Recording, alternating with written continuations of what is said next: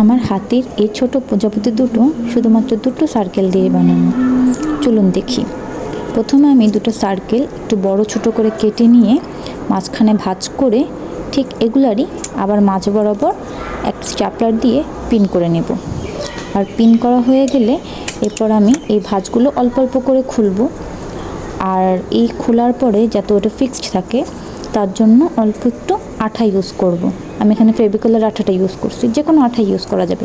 এরপর একটু করে চেপে ধরবো যেন পেপারটা ফিক্সড হয়ে যায়।